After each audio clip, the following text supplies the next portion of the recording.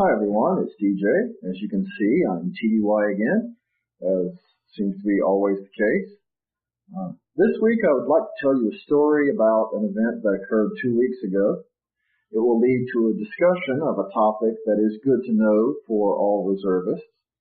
Please bear with me on the length as I describe this situation. It does go on for a couple of minutes, but I will get to the point after I finish telling the tale, let you know how this relates to you.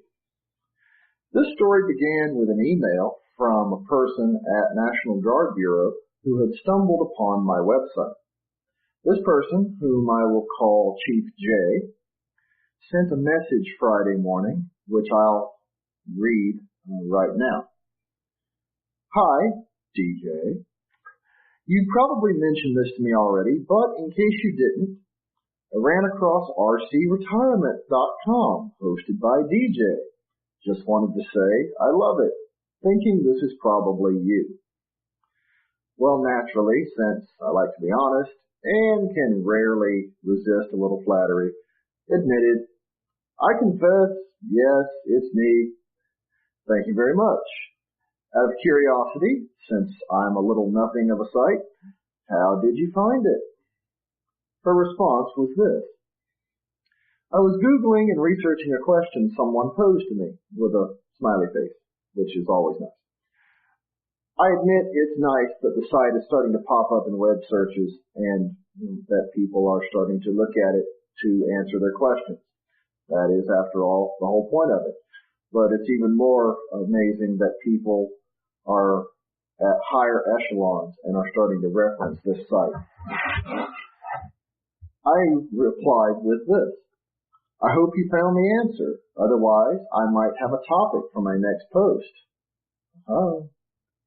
Within mere minutes, I received this. Where you go? Aha. Sorry, I'm obviously a little jumbled here. My notes are not in the right order. She said, don't know if you have time to assist on this, but we are working on an IG complaint, and it is regarding establishing anniversary year ending dates. Remember when I mentioned that? We know the effective date prior to 1 October 95 is established by the date entering a reserve component. After 1 October 95, it is established by the date entering reserve component or active component. We realize that the parenting guidance is DoD-I, Department of Defense Instruction, 1215.07. We cannot find this in the DoD-I and cannot find anything in writing anywhere. Army, Navy, Marines, you name it. Nothing. Do you by chance know? So I know that's a bit difficult to follow when you're hearing it read aloud. Just play that back. It didn't make sense. Essentially, she's asking, how do we establish a retirement year for someone? Under certain rules, we can't find the proper guidance to direct us where to go. I said I had experienced a similar problem with an Air National Guard member and added, I have attached a letter from JAG along with excerpts from several regulations which give time frames for the different rules. I think you'll find it useful. Let me know if this answers your question, please. If not, I will do some more digging for you. Well, apparently it didn't answer the question, because after very little time, I received a forwarded message from Chief J, which included information about the person in question. I'll call him Chief M. Chief J said she had one opinion on when the person's anniversary or retirement year should begin, and the people who ran the National Guard's Retirement Points program had another opinion. She was hoping I could be the tiebreaker in the debate. Anyway, this guy was a Naval Academy cadet from 1977 to 1981 and commissioned into the active Navy in 1981.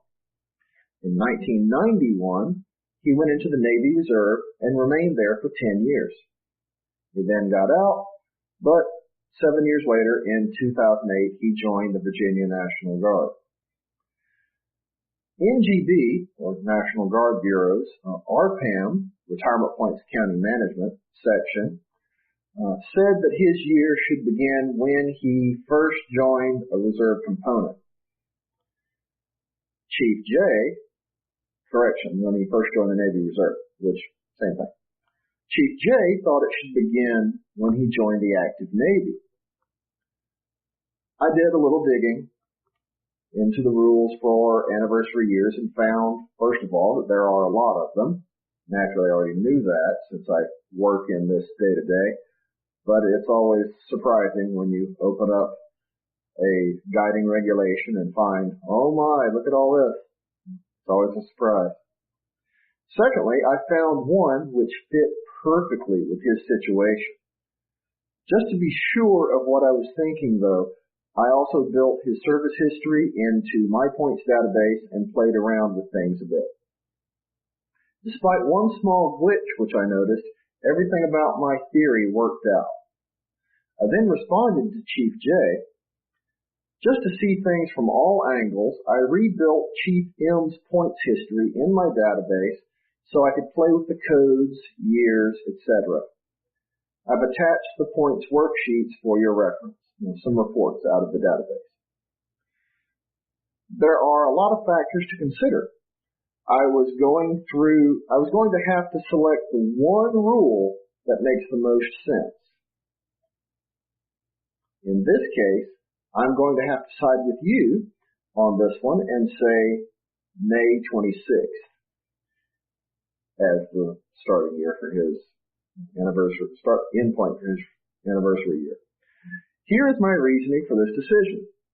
National Guard Regulation 680-2, paragraph 2-1B7 states, I know that's a lot, bear with me, who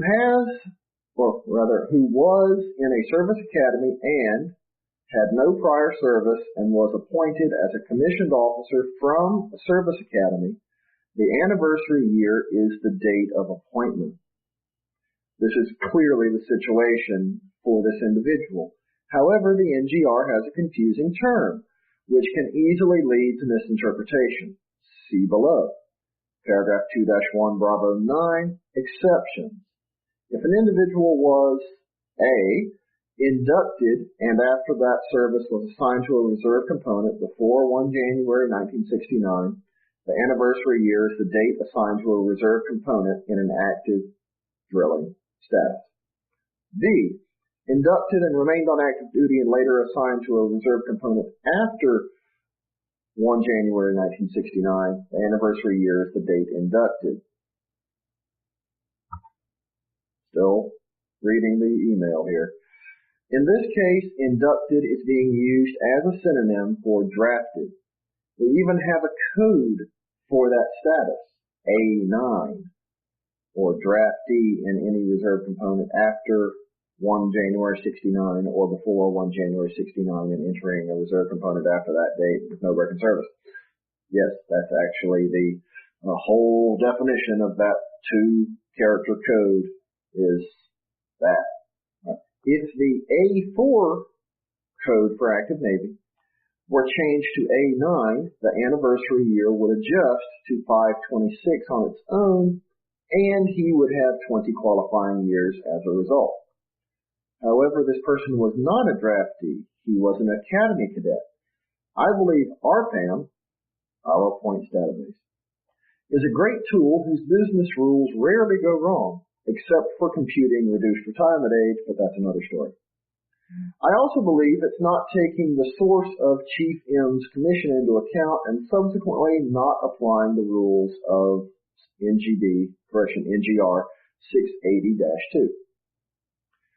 Thank you for letting me add my thoughts to this debate. I hope this all makes sense. Please let me know if you have any other questions. So that was the whole email. Kind of long, I know, but please bear with me there. I believe that did satisfy Chief J's question, or at least it seemed to settle the matter. Chief M should have had a retirement year starting in May rather than July, as National Guard Bureau had argued. This may seem like a trivial matter on its face anyway, but the decision actually affected whether Chief M was going to be eligible for a 20-year letter now or after another year of service. He is still currently drilling. Now we get, at the end of this tale, to the so what factor. What is an anniversary year, and why does the date it starts or ends matter to a reservist? An anniversary year, as it's called in the National Guard at least, but called a retirement year in other reserve components, is the time during which a service member accrues retirement points. It's still a year long, but it's a different date for everyone. As I've said in other episodes, an anniversary year is not a calendar year or a fiscal year. It is unique to every service member. If an anniversary year begins at one point rather than another, points earned during that time frame may not be sufficient to qualify as a satisfactory year of service for retirement purposes. Remember, a satisfactory year is one with at least 50 retirement points. In the case of Chief M, this was exactly the case. His anniversary date had been set incorrectly, so his service up to this point was not being calculated properly, and he was being shown as not being eligible for a 20-year letter. The distribution of points was different just enough from one starting date to the other that it resulted in a year not qualifying. The decision I suggested to our higher headquarters was the cause of the bad year, if they took my suggestion, would then become a good year for him. Since I said that everyone's anniversary year is different, this means that the full-time staff at a reservist unit cannot make a blanket statement such as saying that they'll still have a good year if they miss a few weekend assemblies or if they miss annual training. The effect of missing duty days may have a negative effect on one individual because of how his year falls, but may not affect another service member, who has only a slightly different date in the same way. Obviously, it also helps if a member knows the dates of his own anniversary year and his prior service performance during that year so that he has an idea whether the full-time staffer is giving him accurate information or not. For those of you who may be interested in all of those rules that I mentioned for anniversary years, I will include an excerpt from the National Guard regulation which governs retirement points accountability. These rules are mirrored in the regulations of all the other reserve components, so what you read here is legitimate for everyone regardless of your component. This is simply the one that I can access the easiest, so that's the one that I'm going to include for you. Well, anyway, I hope that this episode, recorded while on a temporary duty status in a weird location, has been a worthwhile tidbit of knowledge for you and can help you in understanding how to make the most of your service. Whether it does or not, I welcome any comments or questions you have, particularly if it doesn't. Then hopefully I can add some more information to your question and enlighten you all the more. Thank you, of course, for being part of this audience and for joining me this week. Naturally, I also thank you for your service. Have a great day and be sure to come back next week.